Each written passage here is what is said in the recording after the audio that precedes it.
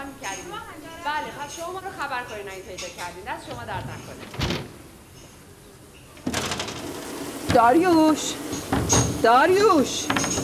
چاره ببین این کلید اتاق خونه دست شوهرش داره میرسه. حالا چی شده اصلا؟ بابا میخواستم شیرفلکه رو ببندم برید لامصب. نمیشه یه کاریش بکنی نمیرسیم داریوشا. الان من بلش کنم که ساختمون آب میبره. اون آچار شلاقی رو بده از جوابزاد. آچار شلاقی بده بله این که شلاقی نیست شهره. شلاقی مافی با منم بابا جون برو بیرون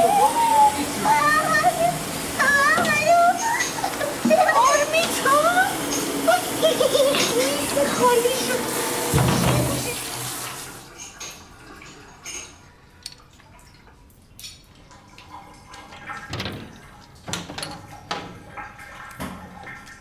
بد شد. وای سرما نخوری داروش دم رفتنی. در آرنو حوله بیارم تا عوض کنم. باشه چه قبلشون رو به من بده. دست نزن آمیتا. نه بابا جون نمیخوام. بده من. از محل کارته. ول کن بابا الان یه کاری میریزن سرتم که احساس مسئولیت. دیره به خدا. داروش بر ندار. مامانم. بردار. سلام داد. خوبه؟ بوکم خوبه؟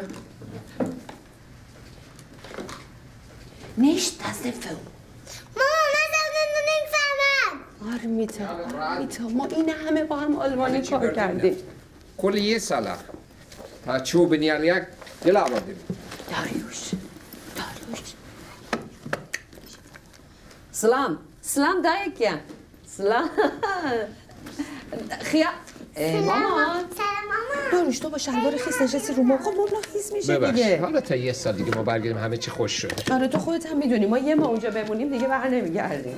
این شربتت هم نخوری. 6 ساعت پروازه داریوش. میخواهم کوله بار هستیم را که از غم و اندوه انباشته شده بر دوش گیرم و عصا زنان ره سپار صحرای عدم شوم. دکتر چمران هم خودش 20 سال تو امریکا بود. بیا اینو بگی بخور. دست در نکنه. 14 سال بود دکتر جان. فرقی نداره 20 سال و 14 سال. خوب خوش کن موهاتو سرما نخوری. باشه چشم. ای وای مامان چی شد؟ تلفن قطع شد. مامان جان برق رفت.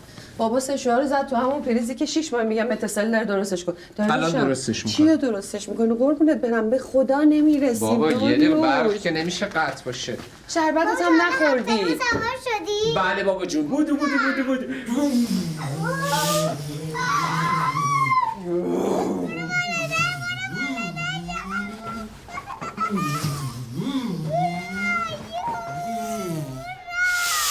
بیا مامان جان. دختری شد. بابا ما میخوایم مسابقه بدیم تماشی. آفرین. بودای مامان. 1 2 3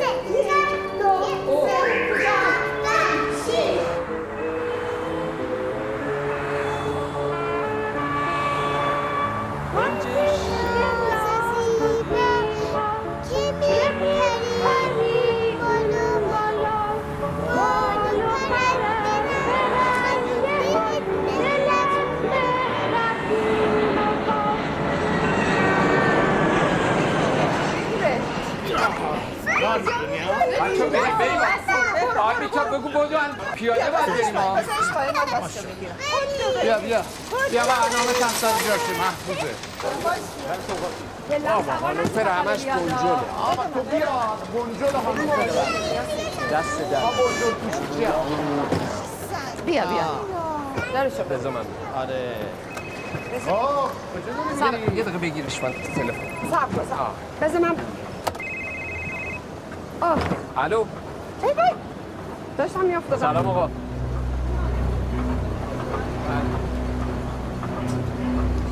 یاسی جانم گلدونای منو یادت نره ببری خونه ها. باشه بابا میبرم.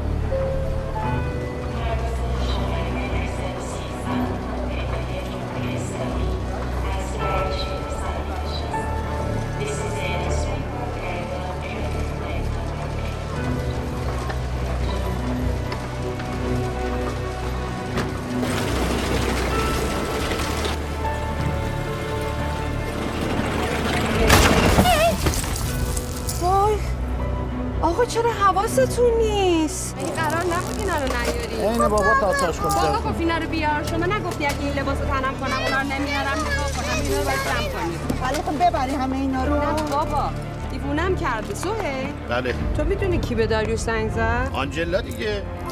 زن آلمانیش. اصلا داریوش کو؟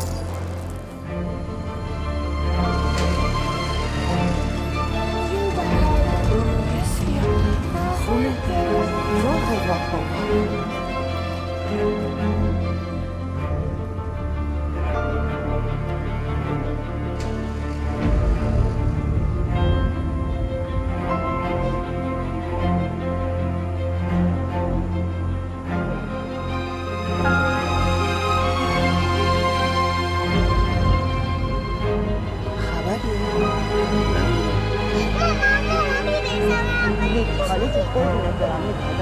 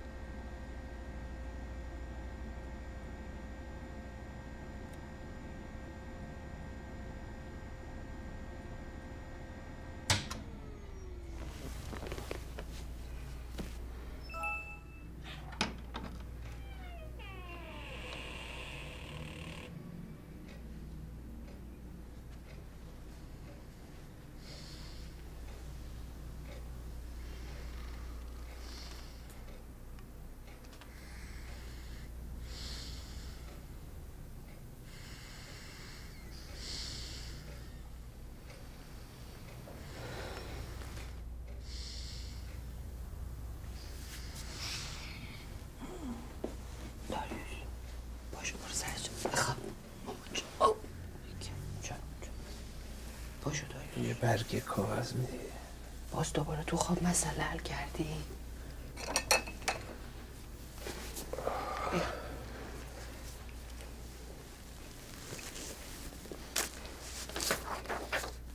داریوش میگم میخوای من خودم با دکتر ساخیان صحبت کنم؟ خودم باش حرف میزنم. آخه تو باش تعارف داری حرف نمیزنی.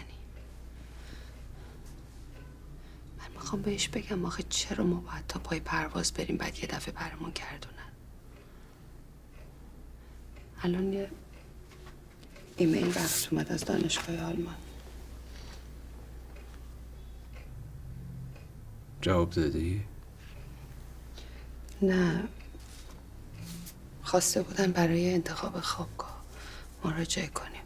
حتما به بخش رفاهیشون خبر ندادن کنسلیمون. آلمان ها داروش ننویس رو کف دستت. میرم برات کاغذ میارم بگی. الان میارم.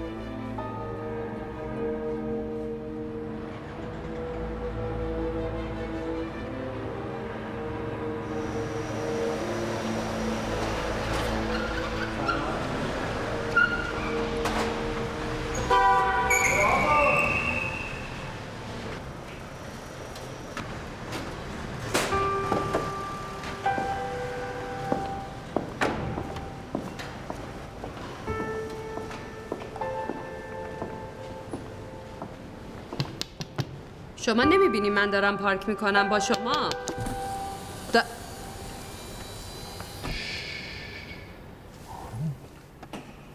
اینجا پژوهشگاه است. اگه میخوای جابجا کنم. نه شما باش، من خودم یه جا پارک دیگه پیدا میکنم. شنیدم دیپورتتون کردن. خبرها زود میرسه بهتون. چرا فکر کردی رفتن یا نرفتنتون برای من مهمه؟ اگه مهم نبود که خبر نداشتی. یه روزا من اینجا زیاد میارن میبرن. یعنی آدم دلش نخوادم میشنوه دیگه. ولی خوب شد دیدمت.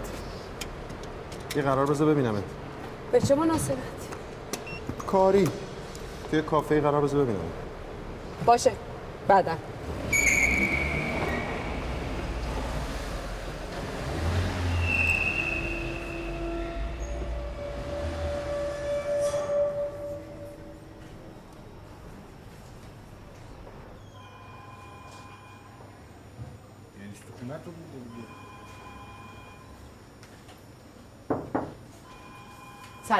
سلام علیکم. سلام. چرا انقدر دیر کردی؟ یکم توی پارکینگ معطل شدم. آرمیتا کو؟ آرمیتا آویزون دکتره ساقیان. براتون غذا آوردم. بابا تو رو خدا اینقدر دوستش نکن. بذار معده مزخرف این عادت کنه به غذا اینجا. عوضش تو خانومتو لوسش کن. ویار فلافل کرده بنده. باز خوب ویار فلافل داره، بیف استراگونوف نمیخوره. شما بیشتر بهش سر بزن. ما تا همین چند روز پیش میخواستیم بریم آلمان نباشیم یعنی قرار نیست رو من حساب بکنی ولی داریوش جان خداحافظ. خداحافظ. خانم پیرانی بفرمایید. بله خیلی ممنون. آقایون غذا به اندازه شما هم هستا، خواستیم میل کنیم. سعید جان جانم آقا. زحمت میکشی نتیجه تحقیقات دکتر قزنفری رو ازش بگیریم؟ بله چشم. رضا تو هم میری کمک؟ بله منم میرم نتیجه تحقیقات آقای مصطفی. آقای رضا نژاد بذارم اینا رو اینجا؟ بله بذاری. رضا نژاد خوب. شهره هنسا گیانا عزیزم جانم. به این آقای دکتر ساقیان گیر ندیا. سر ماجرای سفر اصلا این بنده خدا مقصر نیست. من همه حرفا رو باهاشون زدم. دانشگاه آلمان کنسل کرده، اینا هم دارن مذاکره میکنن. اگه میرفتیم اونجا زابرا میشدیم خوب بود. ممنون خروجت کردم. چرا باید من ممنون خروج کنم؟ سیاسی دیگه داریوش. به خاطر همون اعتراضات بعد از انتخابات حتما. به خدا ببین کجا گفتم بهت. وسط اون همه آدم کی ما رو دیده؟ اونایی که باید ببینن میبینن. منتظر من. سلام سلام اون چربه. آخ آخ بیا اون دست ده. بیا دستتو ببینم. دستتون درد نکنه. تو هر دفعه جیب استاد ما رو خالی میکنی. بله. تو خودت نگران نکن، به جاش ازت کار میکشم. به جاش بهش بگین چرا سفرمون کنسل شد. شوره خانم ما که الان صحبت نه کردیم. دیگه واقعا ما الان یه سال دکتر در تدارک این سفر بودیم. الان پایان نامه داروش چی میشه؟ هنوز 24 ساعت از کنسل شدن سفرتون نگذشته. اون مرابم که شنبه تعطیله. امان بده دخترم درست میشه. چشم. شوره شما میمونین نهار پیش من؟ نه دیگه من میرم. پس آرمیتا میاد. بله. آرمیتا. نه نه بابا. مامان که ماکارونی برای درست کردم با بیا اینا سالاد و سس. اینا رو هم میبریم. تشکر کن. خداحافظی کن. خداحافظ. پس دکتر ما ساکمون رو باز نمی‌کنیم. امان بده دخترم امان بده. خداحافظ. داریوش بله اینجا رو جمع جور کن. امروز دکتر شریاری میاد اینجا. واقعا؟ آره راجع به یه پروژه جدید میخوایم ما هم مذاکره کنیم. نشی این سوال پیشش کنی ها. از جلسه بیرونت میکنم. نه آقا خیالتون راحت. نگاه تمام مخروط‌ها خط خطی شده. من نمیدونم این آخه کی دکمه آتشخال میریزه توی من. داروش شمایی؟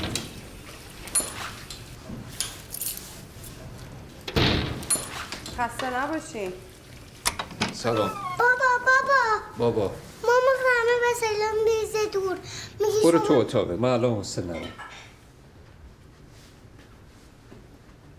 آرمیتا جان بابا خسته است. بیا قربونت برم. بیا برو تو اتاقت. الان منم میام اتاقتو قشنگ تمیز کنیم با هم دیگه. بابام استراحت میکنه.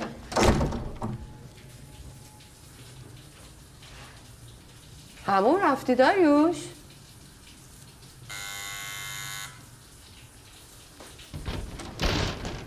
سلام، بیا تو.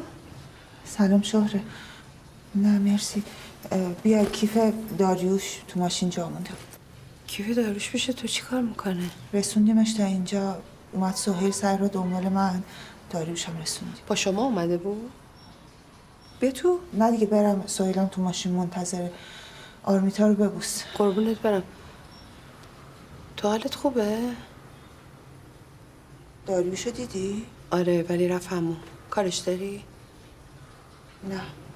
تبخال زدی یاسی؟ آره. خداحافظ. قربونت برم.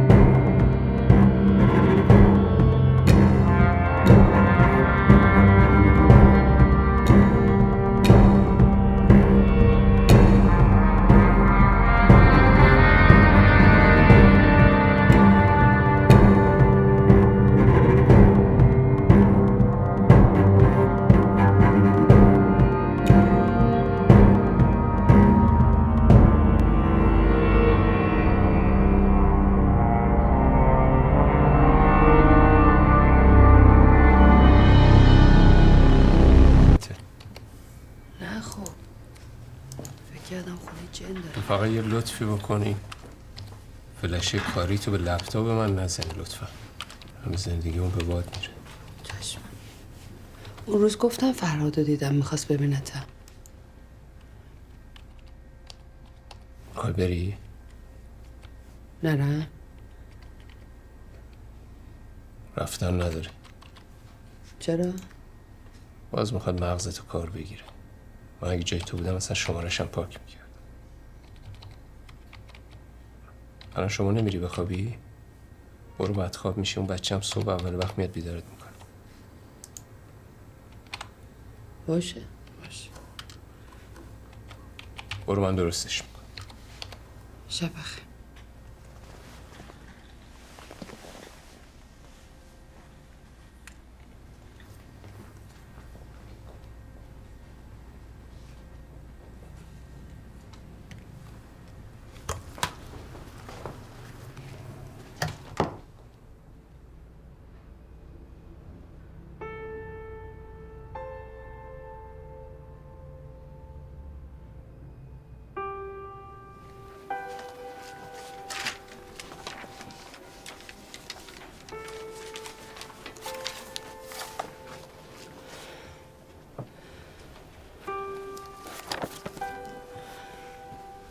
تموم کنیم پروسه بی سرانجام مطالعه رو.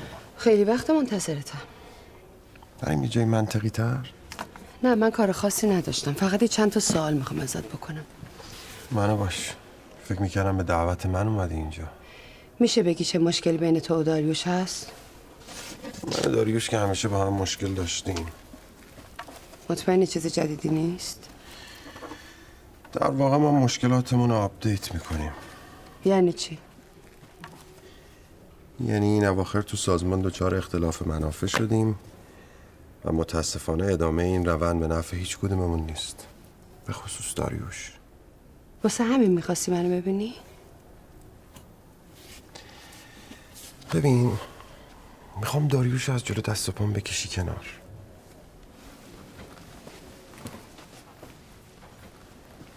تو همیشه دوست داشتی داریوش زمین بخوره. یکم حرفه‌ای باش. دارم باید معامله میکنم. سر چی؟ سر داریوش؟ سر آینده‌ات. تو منو چی فرض کردی؟ بابا تو خیر سر شاگرد اول دانشگاه بودی تو رشته خودت. کلی رویا داشتی. چی شد؟ کنج خونه نشستن و نوشتن واسه این مجله و اون ژورنال فسیلت کرده. ببین، من میتونم تو رو به آرزوت برسونم. معاونت زنان وزارت خونه مثلا، که البته شایستش هم هستی. اما تو هم میتونی کاری کنی که من به حقم برسم. خیلی هم ساده است. تو فقط داریوش رو راضی کن قبل از زمانی که قراره از سازمان بیاد بیرون استعفا بده. به همین راحتی.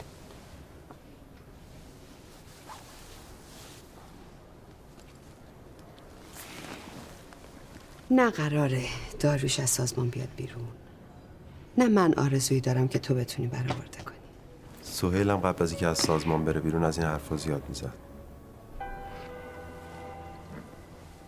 سهیل میگه خودش رفته بیرون. خبر نداشتی؟ جالب شد. ببینم پس این رفیق یاسمن به چه درد میخوره؟ چند وقته؟ چند ماهه. بعد از ترور دکتر علی محمدی. ترور دکتر علی محمدی چه ربطی به سهیل داره؟ داریوش باهات حرف نمیزنه نه؟ هر چی لازم باشه بهم میگه. مثلا از رابطش با علی محمدی بهت گفته؟ نه. دکتر شهریاری چطور؟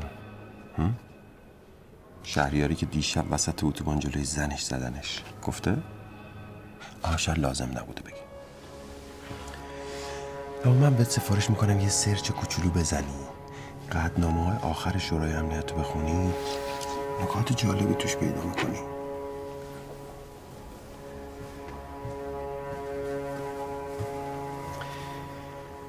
حالا که از جهان بیخبری اینم بدونی بد نیست.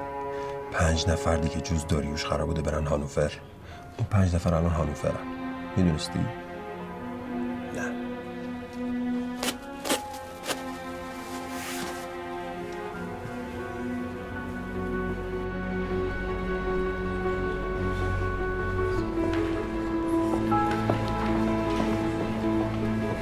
خانم ببخشید میتونم چند لحظه از حضرتتون بسید؟ ممنون.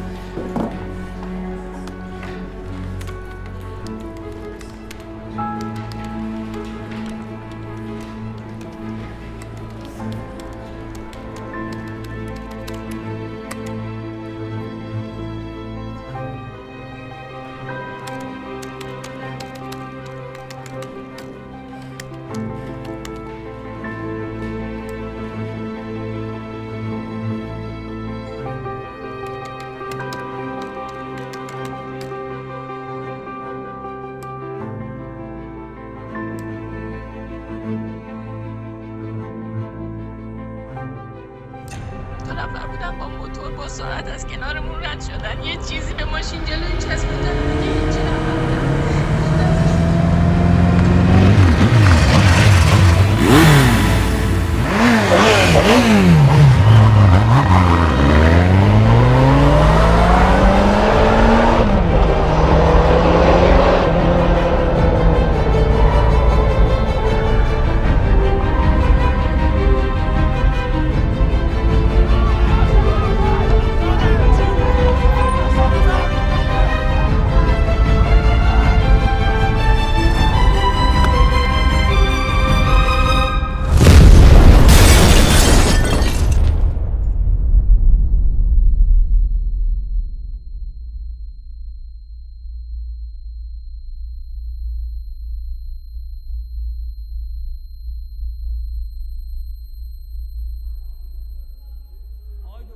دکتران که با هم هماهنگ نکردن اصلا. خب باشه من الان میام. ایشون هستن آقای دکتر. آقای ساقیان. ها سلام. تو اینجا چه کار میکنی؟ مشکل نیست شما یه بفرمایید. چند لحظه ببخشید. خیلی خوب باشه من میام. سلام آقای دکتر. کار واجب دارم باهاتون. اومدی اینجا چه کار؟ من الان سرم شلوغه. آخر شب زنگ بزن با هم صحبت میکنیم. چرا داریوشو نفرستادین هانوفر؟ برای همین اومدی؟ بله. گفتم در دور جگر بذار مذاکره کنیم تا بریم چی کار میتونیم بکنیم. برای اون 5 نفری هم که الان هانوفرن مذاکره میکنین؟ جواب این سوالا رو داریوش هم میدونه. اگه بهت نگفته حتما به نفعت نبوده. من فقط میخوام بدونم این به زندگی من و داریوش ربط داره یا نه دکتر؟ این چیه؟ قطعنامه آخر. میخوام بدونم داریوش تو پروژه هایی که اسمش اینجا نوشته شده کار میکرده یا نه؟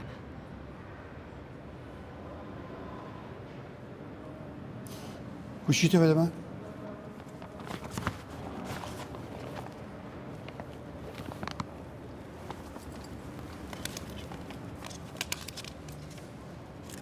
بعضی از مسائل اطلاعات طبقه بندی شده است. بدون ایشون موقعیت عوض میشه. متوجه هستی چی میگم؟ بله ولی اصلا برام مهم نیست. میخوام همه چی رو بدونم. قرار نیست تو همه چیزو بدونی. این مسئله که برات بگم تمام اطلاعاتی است که میتونم بهت بگم. ولی بعدش نباید ادامه بدی. داریوش توی یکی از پروژه های مهم که تو قطعنامه بهش حساس شده بودن حضور داشته. تو این شرایط طبیعی که جلوی سفرتون رو بگیرم.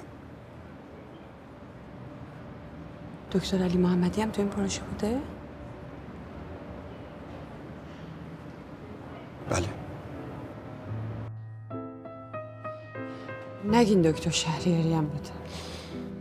منم بودم. کسای دیگه هم بودن. هسته شهر ممنوع است. آدم به در بخوری باشی پات بذاری توش بعد از اون برای خیلی از سازمان‌ها و کشورها دوست داشتنی نیستی. این اون کسایی همی که توی سیستم هستن از اول میدونن. خیلی خوب من فعلا جلسه دارم.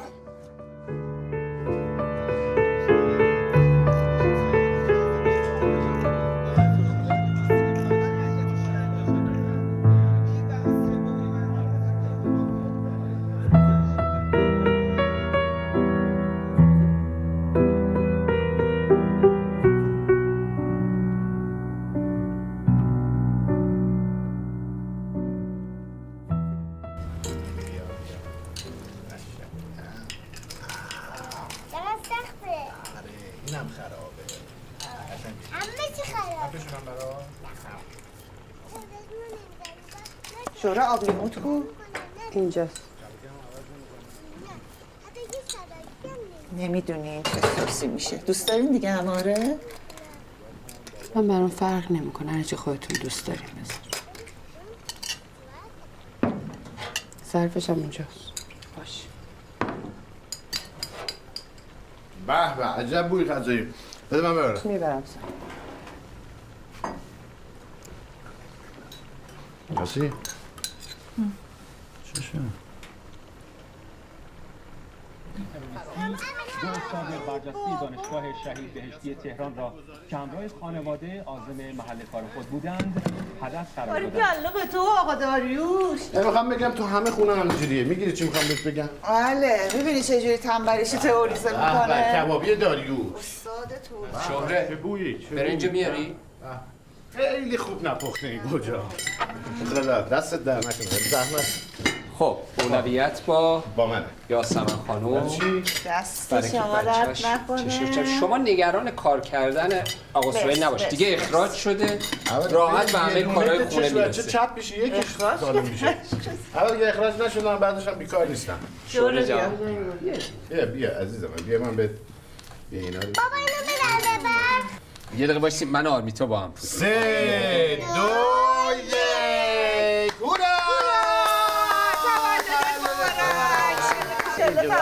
بابا بیایید از خدای من. به ببین چی درست کرده واسه بابا بله. این مامانه اینم شمایی. من چرا شکل سماورم مگه من آهنیم؟ چون که زورت زیاده. اوه خب اینا چی هم؟ این درخت، اینم خورشید، اینم پرنده، اینم ابره. اینم ابره. پس آرمیتای من کجاست؟ معلومه من اینجام. تو اینجایی؟ من فکرم اونجایی که خب اول کیک یا کادو؟ کیکو؟ نه کادو. کادوی کی؟ مامان شهره. مامان شهره. خب کادوی مامان شهره رو باز کنی.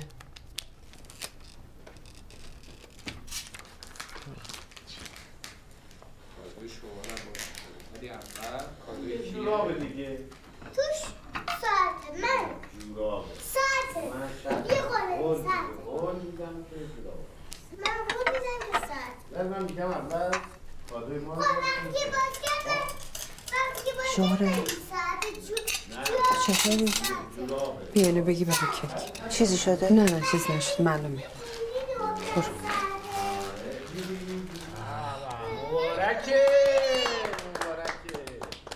شما چقدر خوش سلیقه ای. باز میخوایی روز بازی نمیدونم خوش سلیقه بوده من انتخاب. شهره خانم. شهره جان. بله.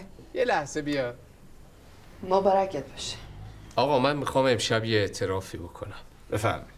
من واقعا تو این سالا آدم با معرفتی نبودم. میدونم.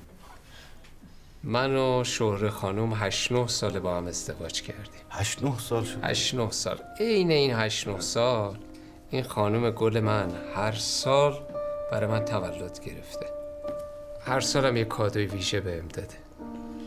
عین این 8-9 سالم من تولدش یادم رفته. البته این اصل نیست. اصله. اصل نیست دیگه. استاد تقلب خریدن.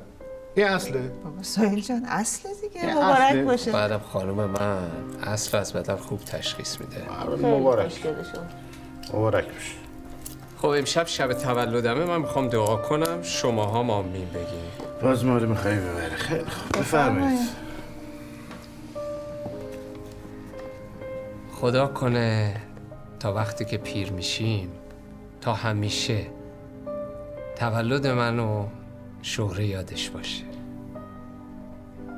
خدا کنه تا همیشه منم همینطوری مثل همین الان دوستت داشته باشه یا دوستش داشته باشی. عاشقش باشی. بابا بگو دیگه. خب حالا دیگه. بگو دیگه بابا. من روز 1000 بار بهم میگم که دوستت دارم. خب دوست نداره تو جمع بگم دیگه. دمت گرم. حالا کیک بخورین؟ بخورین دیگه کیک.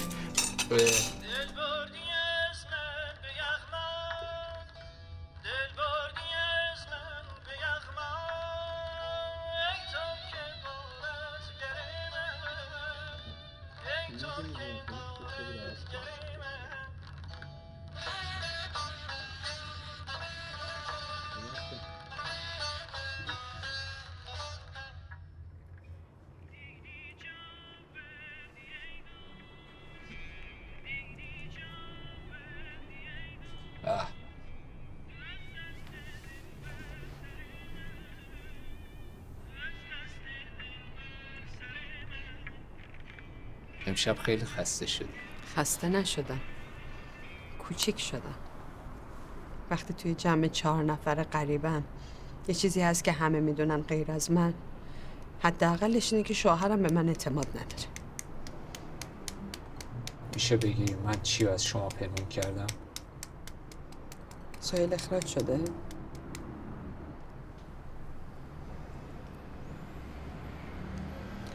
خودش خواست اینجوری بگم. چرا باید یه نفر بخواد دیگران فکر کنن اخراج شده؟ نمیدونم. چه فرقی میکنه؟ اگه فرقی نداره پس این تئاتر 3 نفره که بازی کردین چی بود؟ زندگی سهیل یاسمن به من تو ربطی نداره. داریوش من همه چیزو توی کار تو میدونم. من همه چیزو در مورد کارت، وضعیتی که توشیم، حساسیتش و پس خواهش میکنم اینقدر خودتو پیش من کوچیک نکن. تو چی نمیدونی؟ لازمم نیست بدونی. اگه چیزی قرار باشه تو بدونی من خودم بهت میگم.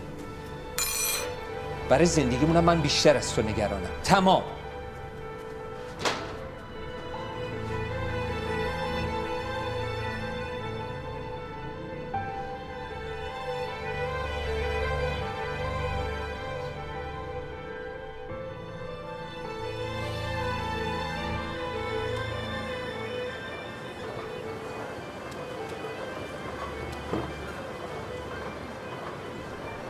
خود سهیل چی؟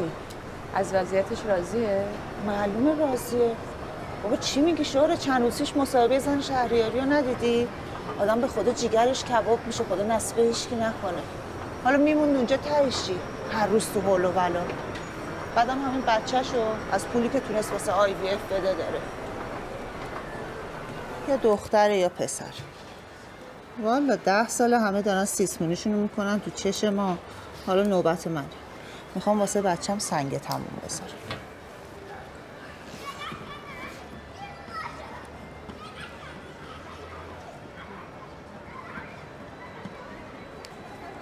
یاسی یه چیزی ازت میخواستم.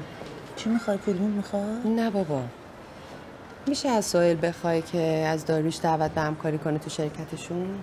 مگه داریوش استفاده؟ میده. خب چرا خودش نمیگه؟ رفیقن که با هم. اخلاقای داریوشو که میشناسی، یه عزت نفسی داره. همین الان میخواد از اون سازمان بیاد بیرون، من میدونم چقدر بهش فشار میاد، چه برسه بخواد برای کار به کسی رو بندازه. شوهر من عزت نفس نداره؟ نه بابا، اون عضو هیئت مدیره است، بالاخره خیلی طبیعیه که از یه نفر بخواد دعوت به همکاری بکنه. ها گفتم حالا تو شاید بتونی یه گفتی بهش بزنی. آره بهش میگم، چرا که نه. سهیلم از خداشه.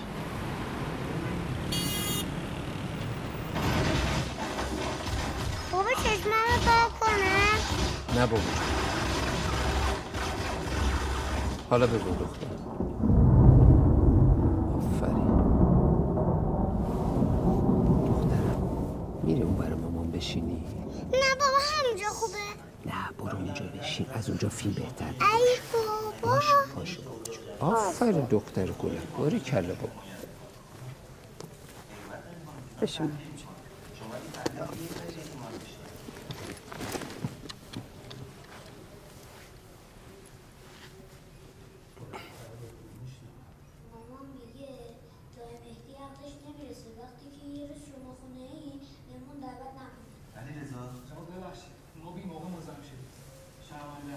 یه وقتی دیگه میام خدمت. بشین نکشم، بشین. بچه هستی؟ ببخشید. بشین از معلومه این چایی میاد.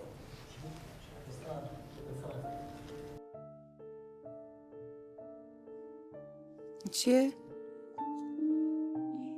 کادوی دیگه. به چه مناسبت؟ مناسبت نداره، کادوه.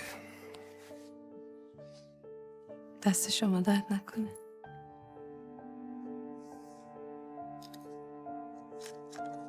داروش چی توش نیست؟ آره این انگشترش سفارش داده بودم، بعد قولی کرد هنوز آماده نشده. شما منت کشیشو قبول کن، بعد که بسازه میارم. انگشتر نمیخوام، به جاش بهم دروغ نکن. چشم، معذرت میخوام. دیگه سرم داد نزنی ها، خیلی ناراحت میشم. من داد نزدم. شما نزدی، ولی گفتم بگی. باش، من اصلا لال.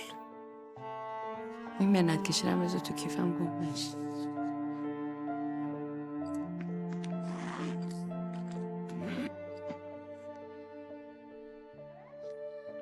پس از این به بعد همه اون چیزایی که باید بدونم و بهم بگو. باشه؟ مهمترینش اینه که بدونی اونا مغز خر نخوردن بخوان منو ترور کنن. شهریاری و علی محمدی وزنه‌ای بودن تو سازمان. من مثل اونا نیستم. بی خود از این حرفا نزن. باید بیای بیرون. چیه؟ چرا اینجوری نگاه میکنی؟ تا همین چند وقت پیش کسی جرئت نداشت اسم اینا رو جلوت بیاره. الان چی شده؟ بعد از انتخابات بود، من عصبانی بودم. دلیل نمیشه. عزیز من که حرف بدی نمیزنم. میگم تا الان کارت این بوده، از این به بعد یه کار دیگه بگیر. تو هنوز منو نشناختی. من چه آدمیم؟ تمام جوونیمو پای این کار گذاشتم، برم دنبال یه کار دیگه. گفتم که بری بقالی بزنی، که گفتم مثلا بری توی شرکتی، یه جایی که کارش به کار تو مرتبط باشه، استرسمون کمتر میشه، راحت میتونیم زندگی کنیم. ها؟ چه میتونم، مثلا حتی مثلا بعضی از این شرکت ها ممکن دوستای خودت هم توش باشن.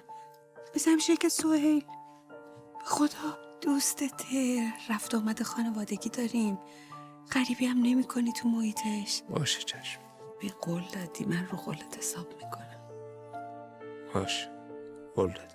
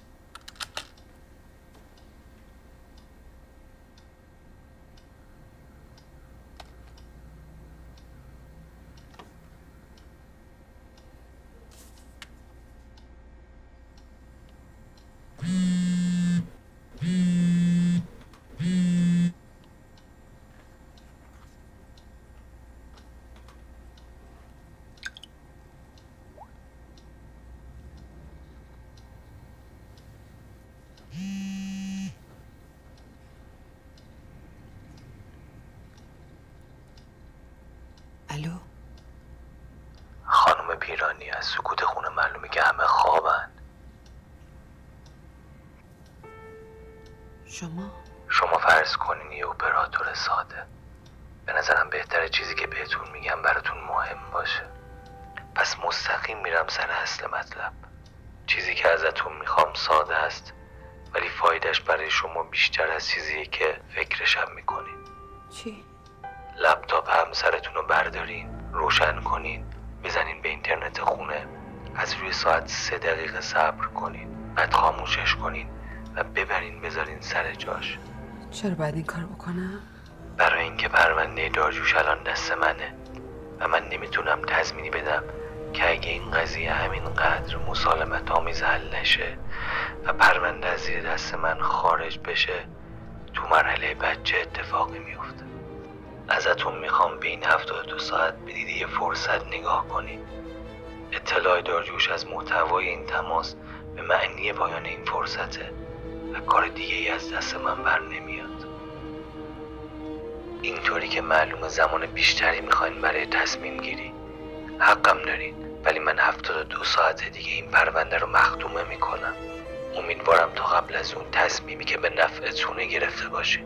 ازتون میخوام به این 72 ساعت به دیده یه فرصت نگاه کنید.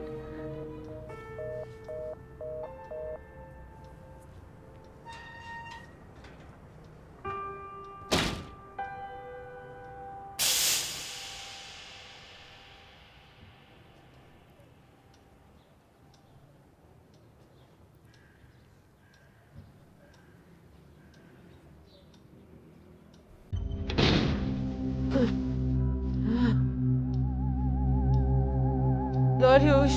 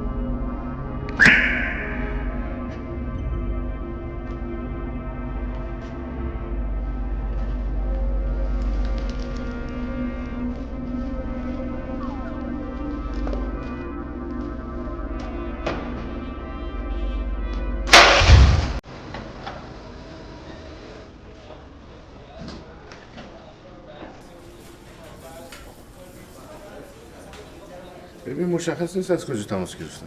جدیه؟ ببین تطمیع شدن و تهدید شدن تو این کار برای خیلی از بچه اتفاق میفته.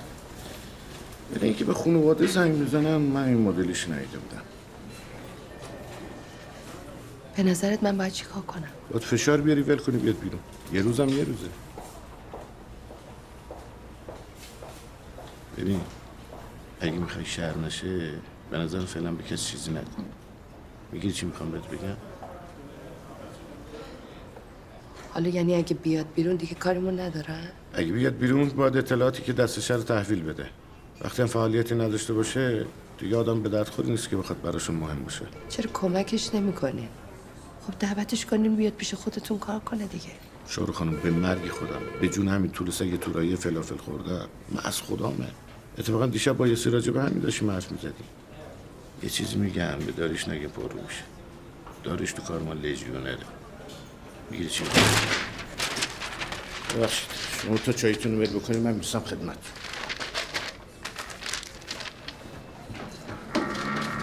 چی شده؟ نمیدونم یه واسه برو.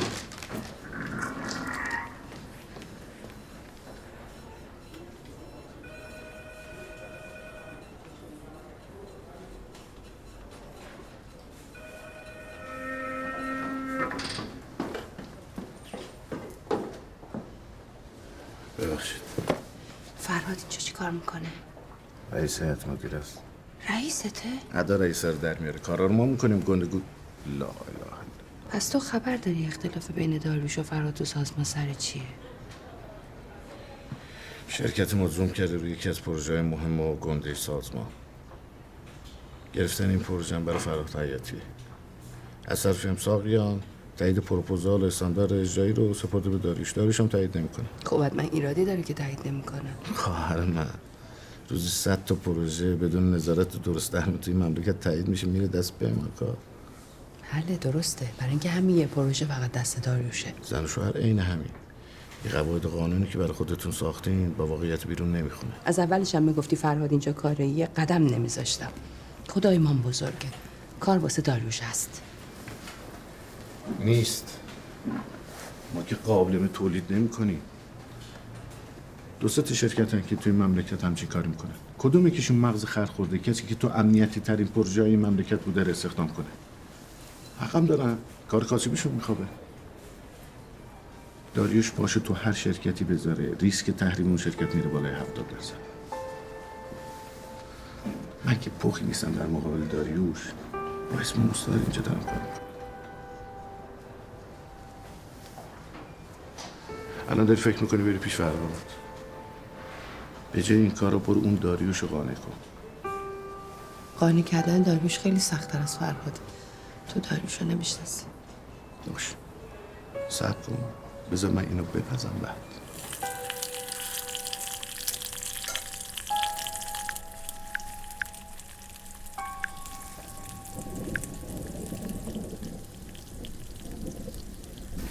آی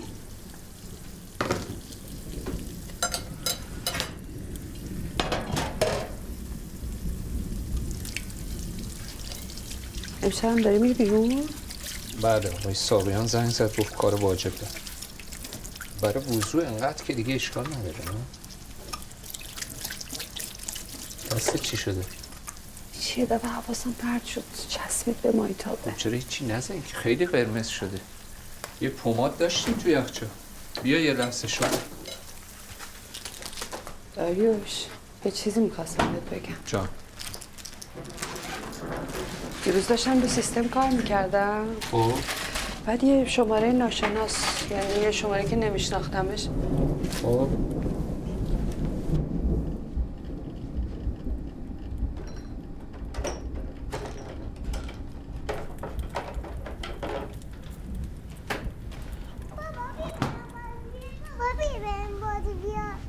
جانم بابا اومدم. دستتو بیار. خب کی بود زنگ زد؟ کی بود زنگ زد؟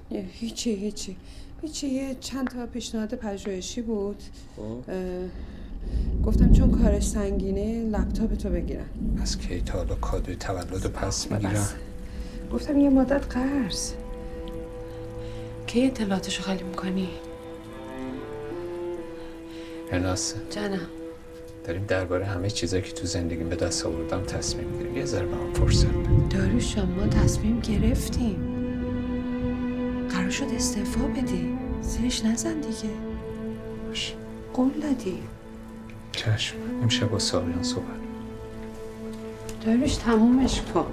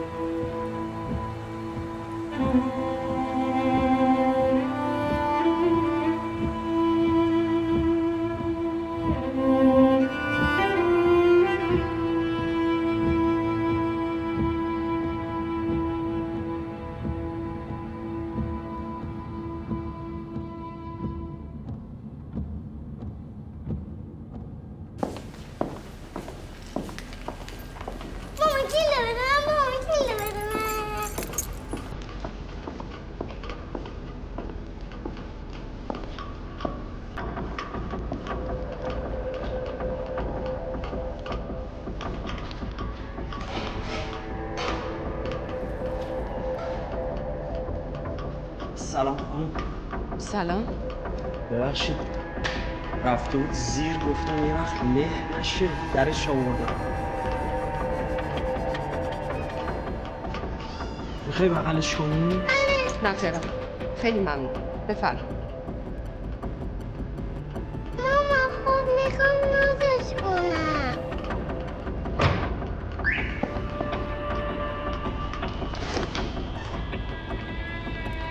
ماما میخوام تو چیزا بابا کنم.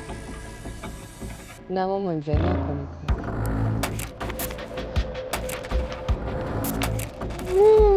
بابا اجازه میده. بابا اجازه میده. بابا نه کجا بردی آرمیتا؟ کجا بابا بود؟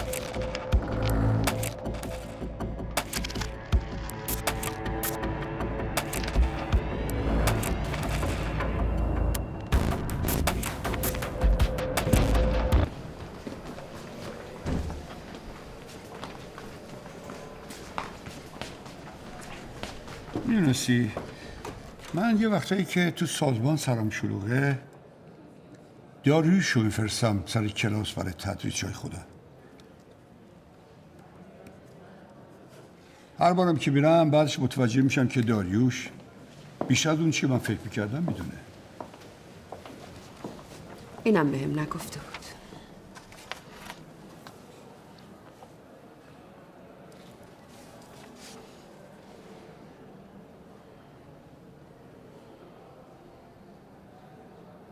کاش همیشه فقط تدریس میگه.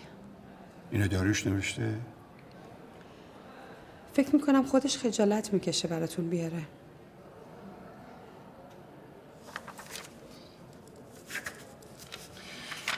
این که خجالت نداره. من فقط میخواستم با تو مشورت کنم. کاش میذاشتین خودش اینو بیاره. تو فکر میکنی که اگر شوهرت بره کسی نیست جاشو بگیره؟ خب اگه باشه که خدا رو شکر میکنم. عذاب وجدان کمتری هم دارم. ترجیح میدادم بپرسی که پس چرا 15 ساله بهش چسبیدم و ولش نمیکنم؟ چرا 15 ساله چسبیدین و ولش نمیکنی؟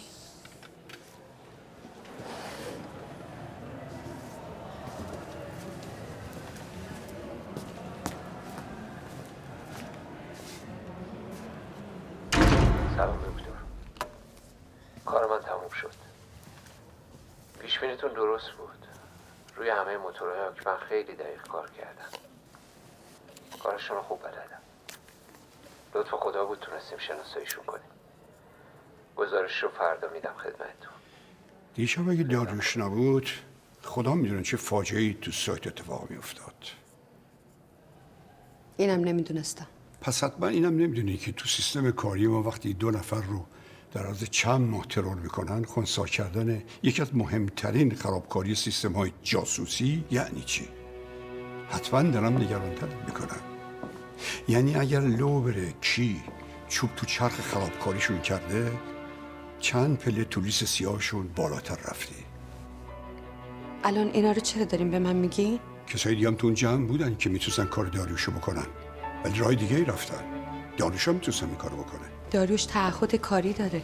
این دلیل نمیشه که ازش سوء استفاده بشه. 10 سال داری با ایش زندگی میکنه، هنوز نشناختیش. داریوش آدمی نیست که به کسی باج بده، حتی به من. وقتی فکر کنه کاری درسته دیگه حساب کتاب نمیکنه، وگرنه تا الان چند تا دکترا گرفته بود. اتفاقا همین دلیل خوبیه برای اینکه استعفاشو جدی بگیرین دکتر. جدیتر آینده مملکتی است که قرار آرمیتا توش بزرگ شه. داریوش این از همه بهتر میدونه. تو همه این سالها، تا همین الان که من تو داریم با هم دیگه صحبت میکنیم، یک سر سوزن برای ادامه راه شک نکرده، حتی بعد از انتخابات که تلخ شده بود. منظورتون رو راک بگین. اون ورقی که دستته استعفای توه، نه داریوش.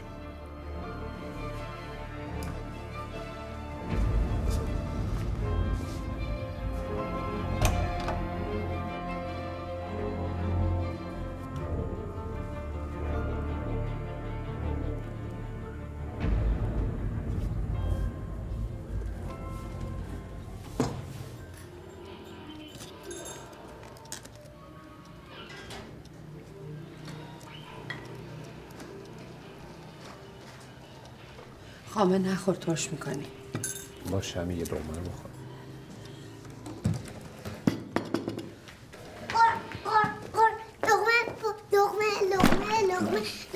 لقمه. بیا بابا جون. امروز میخوام ببرمش دکتر برای چشمش. خوب کاری میکنی. یعنی چی؟ یعنی تو نمیخوای با همون بیای؟ نه من امروز سر کارم نمیرسم. خب نرو سر کار. نمیشه، تا این وقت درگیرم، دست خودم نیست. اختیار همه سازمان دست خودشون غیر از تو. یعنی کارت از بچت ماند. این چیه تو میگی؟ اصلا بحث اختیار نیست که. آدم بالاخره یه تعهدی میده باید انجام بده دیگه. درسته.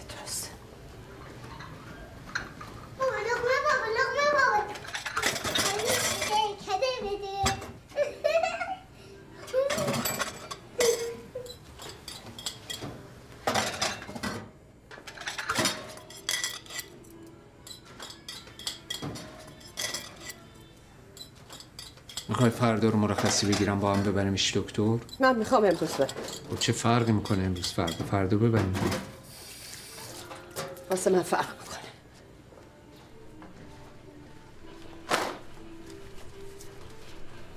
چرا این رنگه بهت میاد؟ اناسم من میدونم تو خیلی خسته شدی، استرس داری، بهت فشار اومده، ولی یه چند روزی به من مهلت بده. قول میدم بعدش با هم یه سفر خوب بریم. میریم آبدانان مثل همون موقع. کلی حال و هوا عوض میشه. آخه چرا از چیزی حرف میزنی که اصلا امکانشو نداری؟ ما تا همین چند وقت پیش همه زندگیمون رو جمع کردیم، برنامه‌ریزی کردیم بریم آلمان. بعد با یه تلفن، با یه نمیدونم چی، همه چی رفت رو هوا. داریوش من فقط میخوام بدونم کجای زندگی تو وایسادم. تو اون داریوش قدیمی من نیستی. اون داریوشی که جلوی عالم آدم پا میشد و میشست میگفت دنیا میخوام نباشه اگه رضایت شهره نیست. خب الانم میگم. نگو، نمیخوام بگی، چون دیگه باور نمیکنم. اصلا ولش کن، حرف نزنیم، بهتر. تو عصبانی. مگه نگفتی هنوزم رضایت من برات مهمه؟ خب چرا نمیری با ساقیان حرف بزنی؟ چرا استعفاتو نمیدی بهش؟ خب اگه نمیتونی من این کارو میکنم. تو الان داری منو تهدید میکنی؟ آره تهدید میکنم. من برای خودم، برای زندگیم، برای آرامش بچه‌م، شوهرم، هر کاری لازم باشه میکنم، حتی شده تنهایی. تنهایی؟ آره تنهایی. اونی که 10 ساله داره یه استرابو با خودش میکشه منم. اونی که تنهاست منم، نه تو. یعنی من تو این سالا کنار تو نبودم داریوش؟ باشه خوب شد گفتی. خب از این به بعد میخوام کنارت باشم عزیزم. میخوام استرابتو کم کنم. شهره، همه این سالا فکر و ذکر من اینه که تو آرامش داشته باشی. بفهم اینو. آره میفهمم، ولی همشو یه جا ازم گرفتی. من از تو خیلی بیشتر انتظار داشتم. منم انتظارم خیلی بیشتر بود. برای اینکه نتونستی پای حرفی که زدی مثل یه مرد وایسی، مثل یه مرد.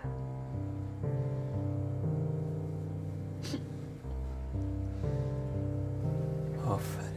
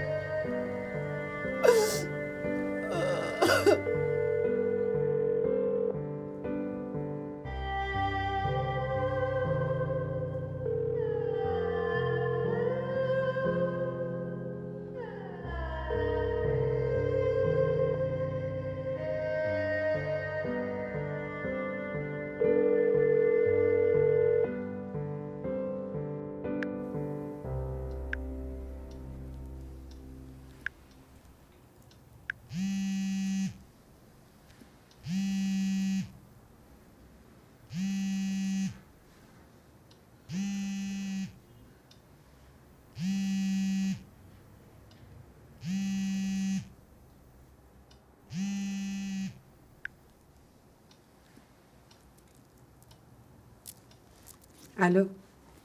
اگه درست حدس بزنم الان همسرتون پیشتون نیستن. هنوز 72 ساعت تموم نشده آقا. ولی چیزی هم به تموم شدنش نمونده. برای همین گفتم شاید بد نباشه یه چیزی رو نشونتون بدم. چی؟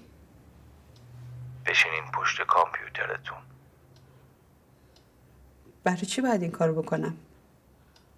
سوال نپرسید. کاری که میگم رو بکنید.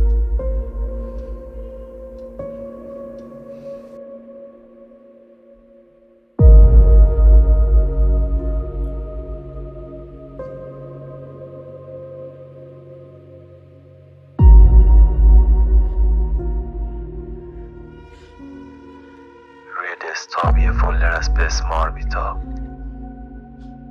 حالا دونه دونه عکس‌ها رو باز کنید و ببینید.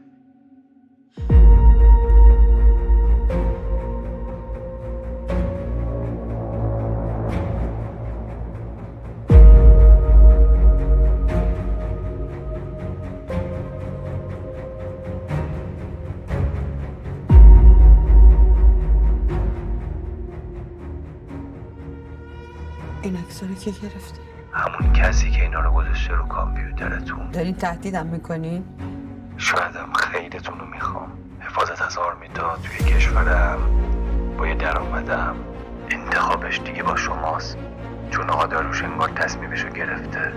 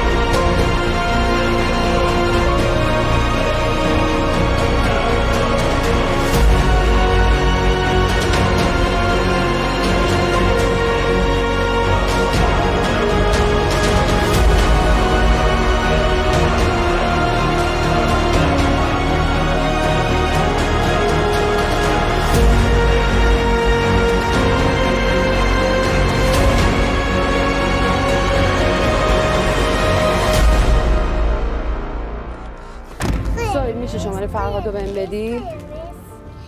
نمیتونم بیشتر از این صبر کنم. سیاه خب قرمز سبز آمیتا اینقدر تون نرو. ببین اینی که بهت دارم میگم و جدی بگیرا. باشه؟ پس من منتظرم. خداحافظ. آقا چشم. قابلتون رو ندارم.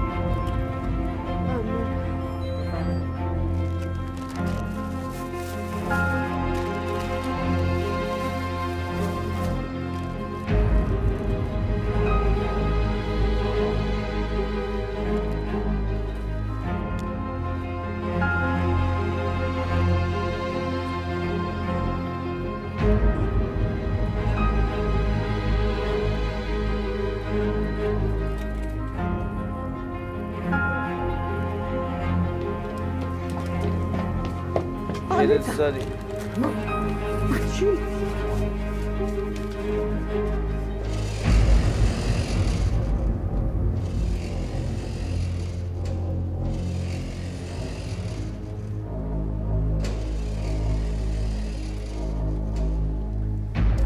بریم.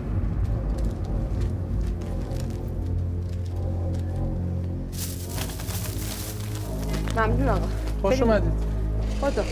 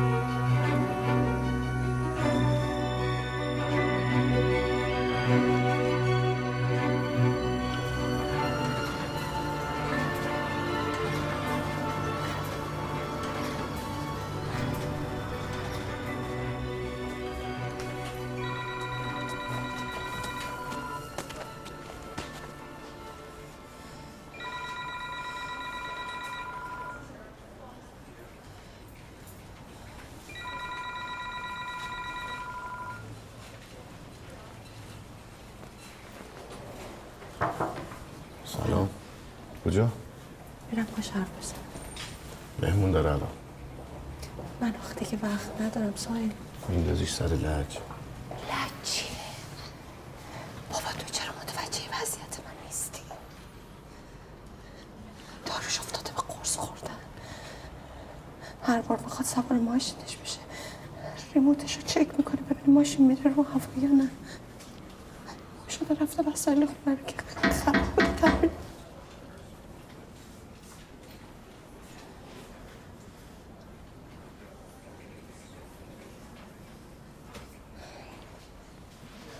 شروع خانم. بله. یادم متعادل نیستم.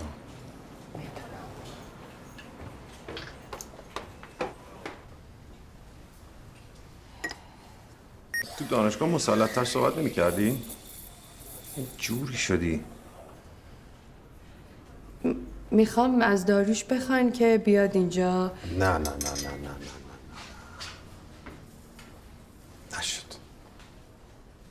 محکم. نمی‌فهم از چی میترسی. همون شعار پیرانی همیشگی باش. بشی. چرا اینجوری میکنی؟ میگفتی؟ ازتون میخوام داریوش رو بیارین تو شرکتتون. صدات داره میلرزه. بله اگه منظورتون اینه داره میلرزه. حس بدیه صدای آدم وقت حرف زدن بلرزه نه؟ دلم میخواست قوی تر از اینا ببینمت.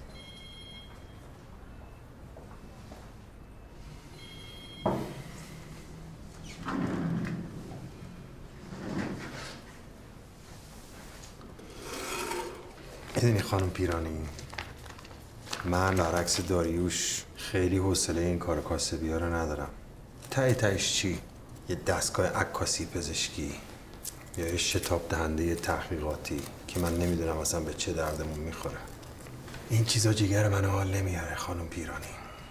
میدونی جیگر منو چی حال میاره؟ این شرکت، اون کارمندا که صبح وقتی منو میبینن دست پاشونو گم میکنن.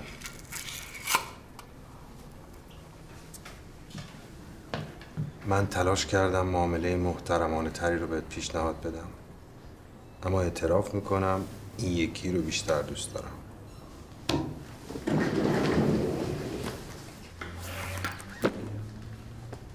عاشق این سکوتم. اولین قدم رو با هم برداشتیم. اینکه فهمیدی کی حرف بزنیم و کی ساکت باشیم.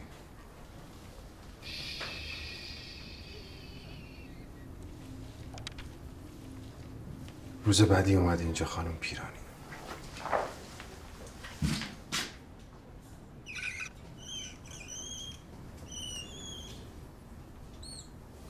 امروز ساعت 4 آخرین جلسه بررسی پروپوزال شرکت ماست که به احتمال قوی قرار بازم رد بشه. میبینی؟ غلط‌های اضافی. اگر تا قبل از اون جلسه تونستی امضای پای اون برگه ها رو بگیری که قدمتون رو چشم، اما اگر نشد که بشه، برمیگردین شهرتون، یه 3-4 تا گوسفند میخرین و تا آخر عمر از هوای پاک دشت و صحرا استفاده میکنین. چیزی گفتی؟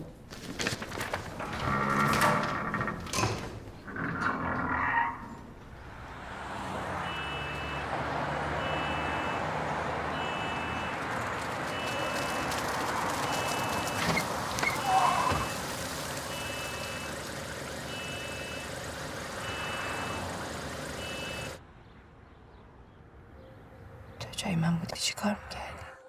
من دقیقاً جای تو بودم شهره، اما تصمیممو گرفتم.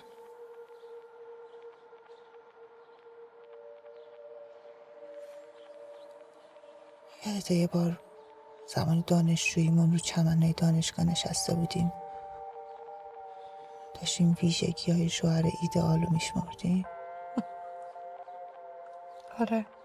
یادته هیچ کدوم از ویژگی‌هایی که میگفتیم شبیه هم نبود؟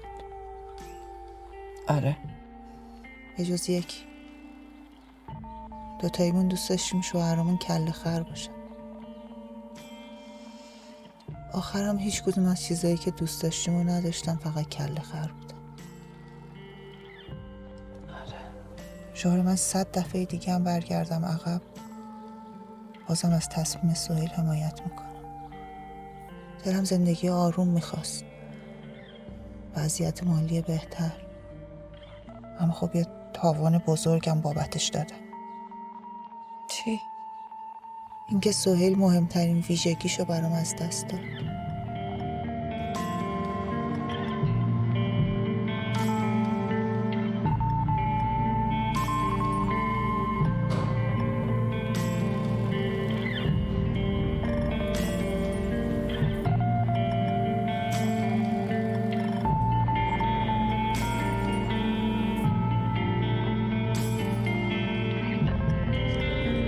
سلامت.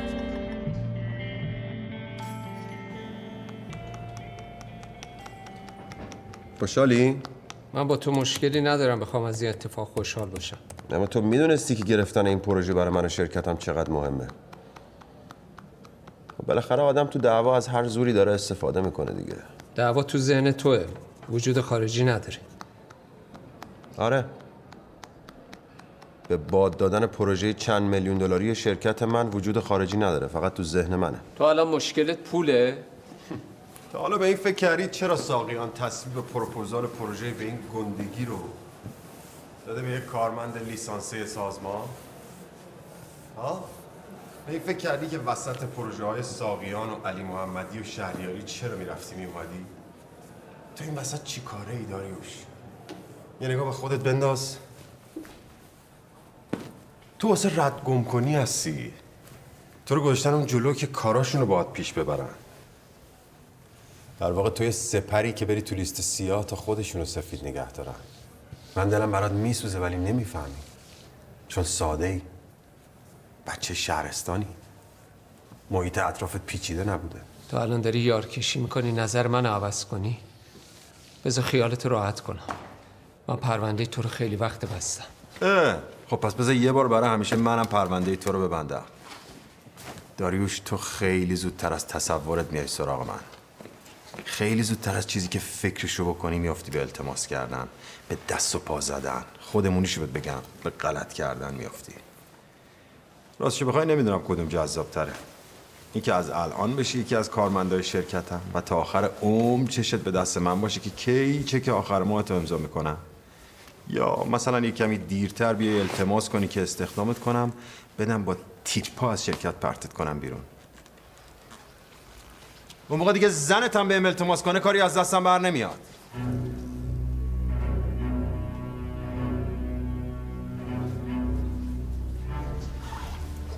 من نمیدونم اون چیزی که بابات آورده سر سفرتون از کجا اومده که حالت اینطوریه. به خودت مربوطه.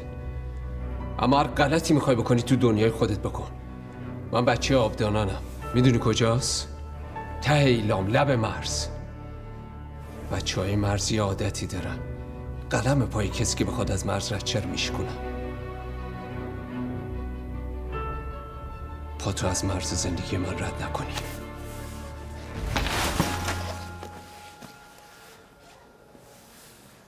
اون آرزوهایی هم که گفتی با خودت به گور میبری. مطمئن باش.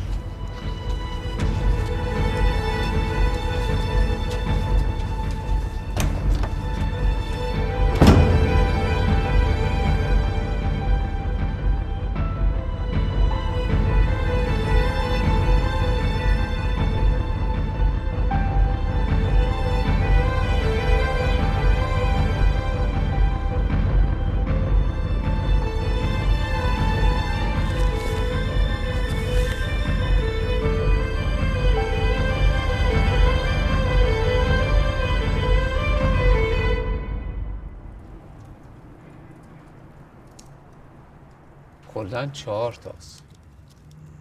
تو این آسمون اصلا چیزی دیده نمیشه. دلت واسه آسمون آبدانان تنگ نشده؟ مگه میشه تنگ نشه؟ فقط به رو خودم نمیارم چون میترسم اون وقت گیر بدی که بریم آبدانان زندگی کنیم. واقعا دوست داشتم آرمیتا اونجا بزرگ شه. میدونم. سرما نخوره. تو چادرای زمان جنگ آبدانان رو یادته؟ نه خیلی. ولی از بابام یه چیزایی شنیده بودم. یادم ما یه دوره طولانی تو بمبارونا توی چادر زندگی کردیم.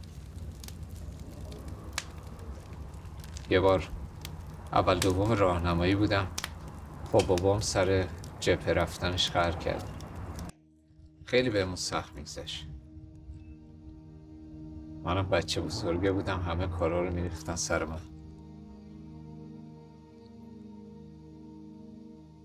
یه بار موقع رفتنش خودم رو لوس کردم، نرفتم خداحافظی. یه دفعه دیدم برگشت، اومد چه دستم محکم گرفت. بعد کشیدم برد تو شهر. باورم نمیشد شوره. در عرض چند ماه همه خاطرات بچگیم با خاک یکی شده بود. کوچه‌ای که توش فوتبال بازی می‌کردیم، مدرسه‌م، مسجد محل. هنوز بوی خونی که تو شهر پیچیده بود و فراموش نمی‌کنم. به اندازه تمام عمرم آدمایی با چشمای باز دیدم که نفس نمی‌کشیدن. شهری که هر تیکش بهونه بازی‌ها و رویا پردازیامون بود، حالا شده بود ناامن‌ترین جای دنیا. حس می‌کردم یکی که نمیدونم از کجا اومده پاشو گذاشته روی تمام بچگیمون رفته. وقتی همه جا رو خوب بهم نشون داد، مچ دستمو ول کرد. دیگه چیزی بهم نگفت، رفت. هنوز جای انگشتای بابام رو دستم احساس میکنم. شهره جان، من همه عمرم سرم تو کتابام بوده، ولی الان دارن زور میگن، میخوان همه چیزم ازم بگیرن. قضیه فقط کار نیست. من بچه این خاکم، یاد نگرفتم کسی تا صداشو بالا برد منم بگم چشم.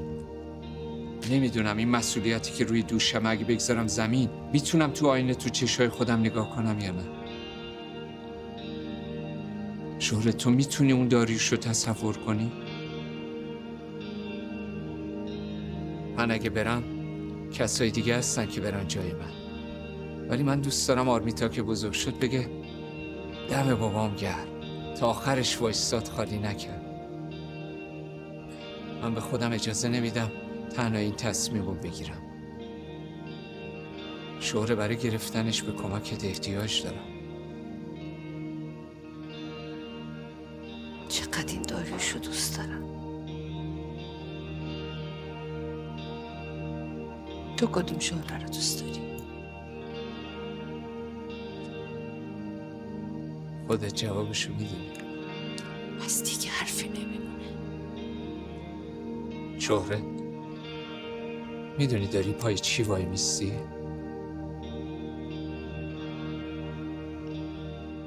من واقعا نمیدونم چی پیش بیاد.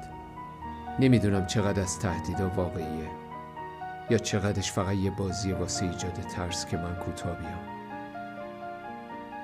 ولی چیزی که ازش مطمئنم اینه که میخوام آرمیتا مثل بقیه بچه‌ها بچگی بکنه. سب کن ببینم. بریم. حالا مسابقه. بریم. حالا.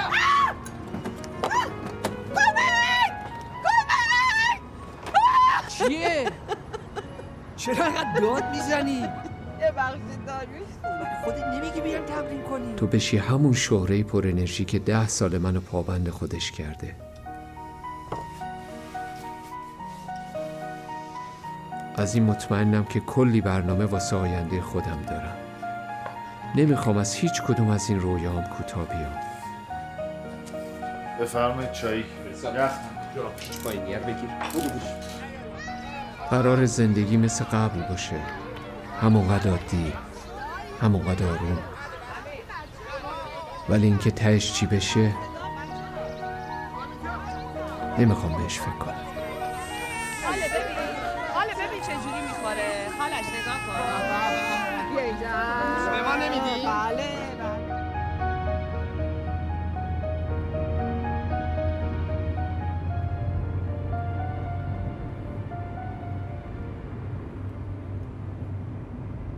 مامان جانم بابا. امروز تولد بابا داریوشه. نه قربونت برم من الهی، جشن فارغ التحصیلی باباست. فارغ التحصیلی یعنی چی؟ کارت در اومد. یعنی درس بابا تمام شده دیگه.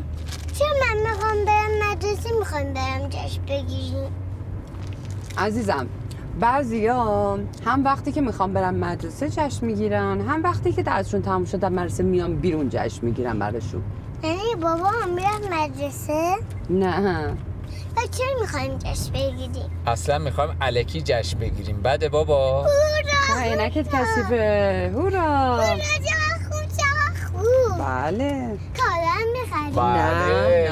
نه. من تازه برای آرمیتا اسب بازی گرفتم. نه. آرمیتا اینجا.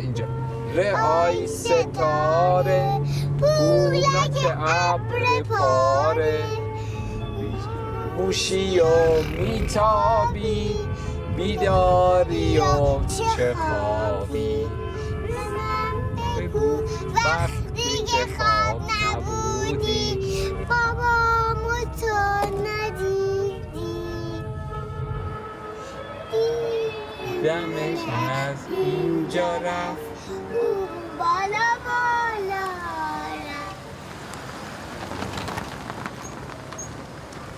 آفرین بابا چقدر خوب خوندی. خیلی خوب خوندم بابا، من از بچگی بلدم. شاید آهنگای من خیلی خوب میخونی. باشه میتا خانم به مامان تیکه بنداز. باشه بابا تیکه یعنی که آدم از یه چیزی که ناراحته غیر مستقیم بگه.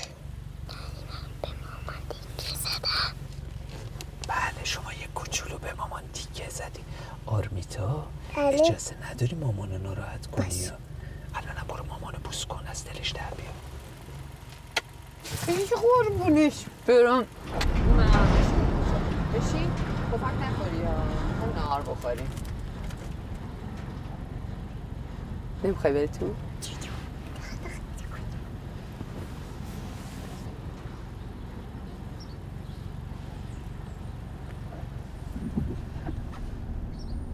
مامان جان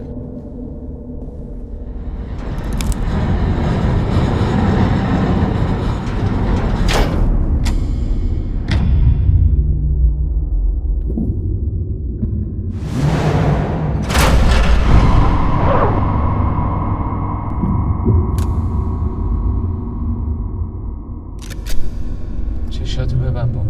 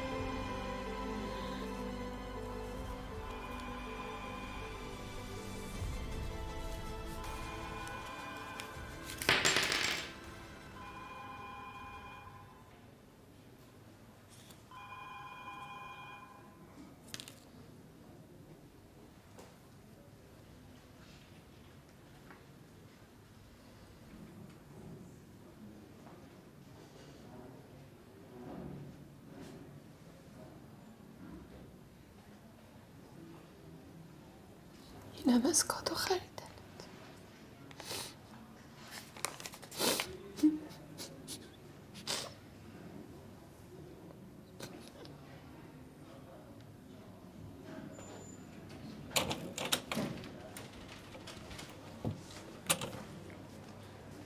من نگاه کنم بهم چه داده. منم کادو دارم. قشنگه. قشنگه.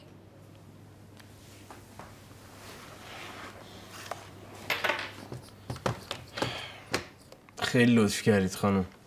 آداریش کلی دیتا و منبع و اطلاعات تو سیستمشون دارن که من مطمئنم دوست ندارن اینا مورد استفاده قرار نگیره. فقط این که پسورد لپتاپشون هم دارین شما. اگه شما لطف کنید دیگه بچه‌های سایبری رو بهشون نیازی نداریم. رمزشو به من نداده هیچ وقت. رمز سیستم تو خونه چی بوده؟ آرمیتا رو بزنین.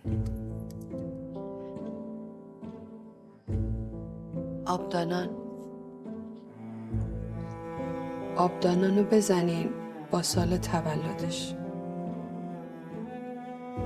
حالا آرمیتا رو بزنین 1385.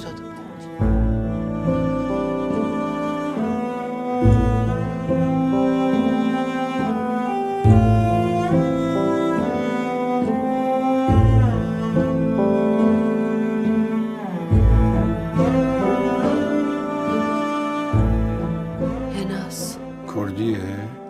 بله، یعنی نفس. ببخشید میشه چند لحظه.